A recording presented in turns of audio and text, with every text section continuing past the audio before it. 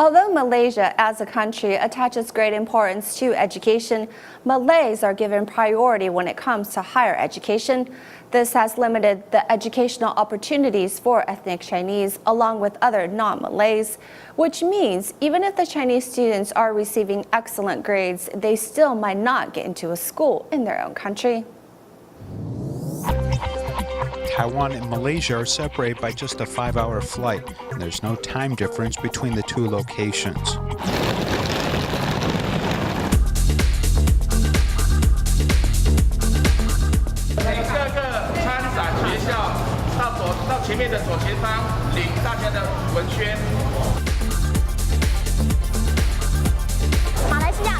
Taiwan Education Center Malaysia holds an annual enrollment fair for the past 5 consecutive years.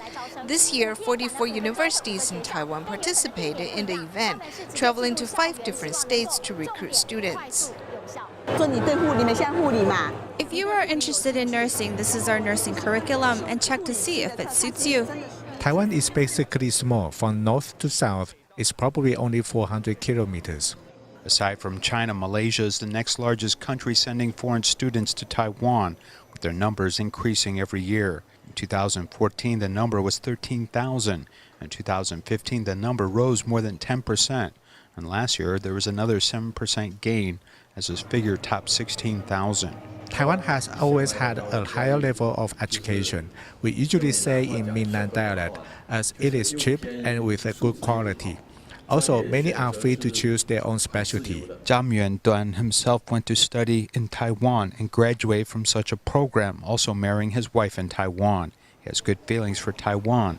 Other ethnic Chinese and their descendants in Malaysia have good feelings about Taiwan.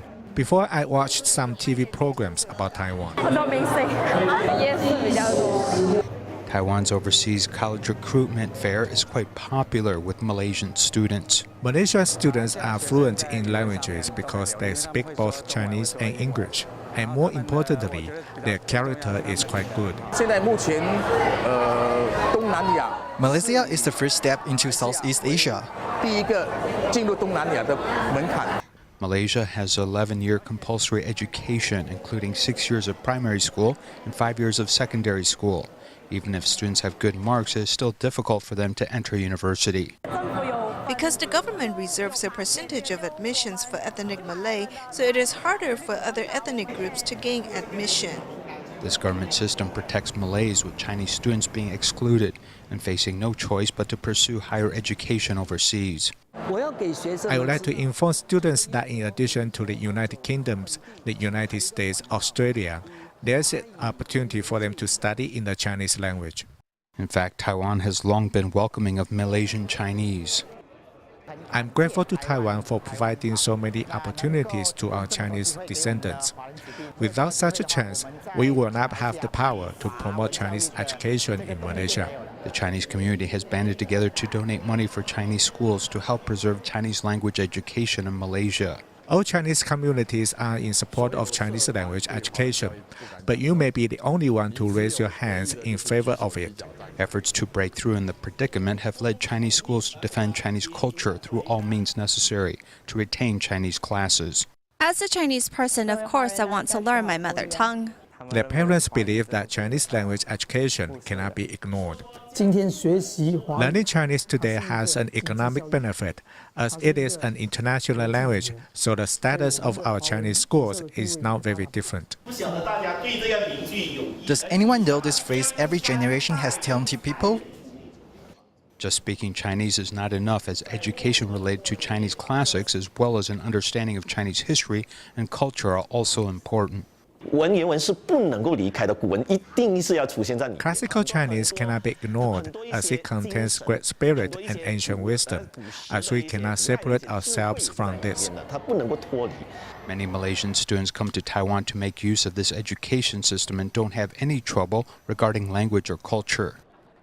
Taiwan is looking to strengthen exchange with Southeast Asian countries, with the Overseas Community Affairs Council joining this campus exposition at Taichung's Fengjia University. Manufacturers from Indonesia, Philippines, Vietnam, and Malaysia are appealing to students with work opportunities. Coming here can save time because these recruiters are actually looking for you. Although the Taiwanese education is not officially recognized in Malaysia, many students are not worried about this issue. While they may not be able to work in government, private enterprises do recognize these degrees. Taiwan's education standards are much higher than Malaysia, so when they go back, they can develop well. So far, some 60,000 have already studied in Taiwan. We believe that these overseas students, after graduating, whether they stay in Taiwan or return to Southeast Asia, are a very good contact for extending Taiwan's power. Malaysian students studying in Taiwan are truly a valuable asset or a seed that will grow and thrive and bring the two countries closer together.